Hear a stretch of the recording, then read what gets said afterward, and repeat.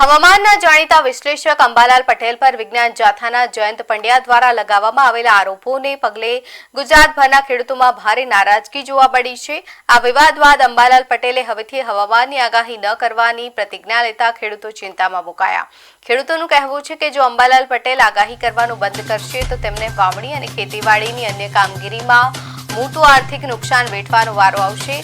રાજ્યભરના ખેડૂતો અંબાલાલ પટેલને પોતાની આગાહીઓ ચાલુ રાખવા અપીલ કરી રહ્યા છે, જ્યારે બીજી તરફ ખેડૂતોએ આક્ષેપ કર્યો છે કે વિજ્ઞાન જાથા તાંત્રિકો અને ભુવાઓ સામે જે કામગીરી કરે છે તે બરાબર છે, પરંતુ અંબાલાલ પટેલની આગાહીઓ બાબતે જયંત પંડ્યાનું મગજ ફરી ગયું હોય તેમ લાગે છે।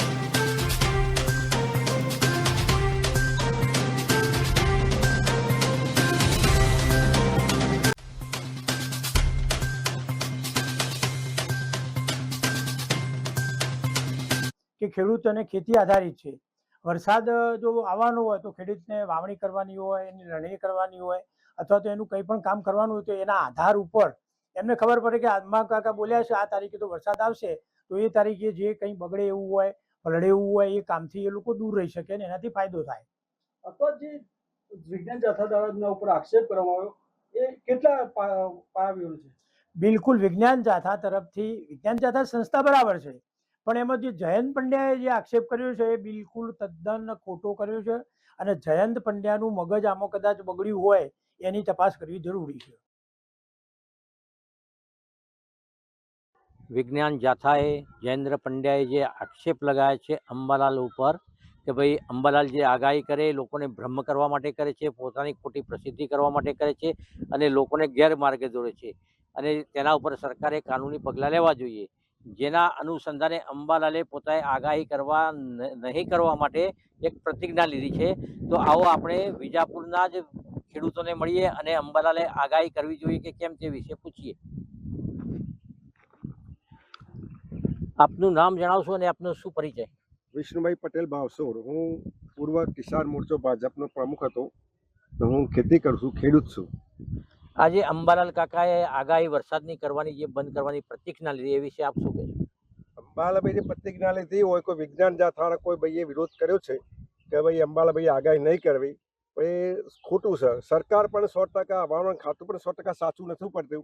અંબાલાભાઈ તો પોતાની સૂઝબુદ્ધિ, ખગોળીય જ્ઞાન નહીં હોવાનું જ્યોતિષ નોલેજના લીધે આગાહી કરી છે ને એના લીધે વરસાદ પડે, વાવાઝોડું આવે, વંટોળ આવે કે નહીં પડે વરસાદ, તો આવી આગાહીઓ કરી સાચી પડે છે। 98%, 99% એની આગાહીઓ સાચી હોય છે ને એના લીધે ખેડૂત આલમમાં કે ખેડૂત સમાજમાં એના લીધે એનો પાક બગડતો હોય તો ખેડૂત પૂર્વ તૈયારથી એનો પાક લણી લેવો, શું કરવું, આગોતરું આયોજનની ખબર પડશે। કદાચ ના પડવાનો હોય તો ક્યારે પાણી પાવું ના પાવું, ડબલ પાણી ના થાય, ખેતરનું બોરનું ભેગું ના થાય વરસાદનું। એટલે અંબાલાભાઈની આગાહી 100% સાચી છે, સારી છે, ખેડૂતોને મહત્તમ લાભ મળે છે। તો આપણી સાથે બીજા એક પણ ભાઈ જોડાયા છે, તેમને પણ આપણે પૂછીશું આજે વરસાદ વિશેની જે અંબાલાલભાઈ જે આગાહી કરી રહ્યા હતા, જે નહીં કરવાની પ્રતિજ્ઞા એ વિશે ખેડૂતને શું નુકસાન અને શું નફો તે જણાવો। અંબાલાલ પટેલ આગાહી કરતા હતા તે અગમચેતી હતી હતી। અમને ખ્યાલ આવી જતો હતો કે વરસાદ આવવાનો છે કે નથી આવવાનો, અને અંબાલાલ કાકાના સાથે જ છીએ અમે, એમને બંધ કરવાની કઈ જરૂર નથી આગાહી। તો આ છે વિજાપુર તાલુકાના ખેડૂતો જે અંબાલાલની સાથે છે એવું કહે છે અને અંબાલાલની સાથે જે આગાહીઓ 100% સાચી પડતી હોય છે, પણ એની અંદર કોઈક દિવસ એવું પણ બનતું હોય કે હવામાનના કારણે આગાહી ખોટી પણ પડે, પણ લગભગ તો હવામાન ખાતાની પણ લોકો એમનું એવું છે કે હવામાન ખાતાની પણ ઘણી ફેરા આગાહી ખોટી પડતી હોય છે। તો અંબાલાલ કોઈની પાસે પૈસા પણ નથી લેતા અને એક સચોટ ખેડૂતને માર્ગદર્શન આપે છે। તો અંબાલાલભાઈ પટેલે પોતાની આગાહી ચાલુ રાખી અને ખેડૂતના હિતનું કાર્ય કરવું જોઈએ। નેટવર્ક ન્યૂઝ ગુજરાત, કિશોર ગુપ્તા, મહેસાણા।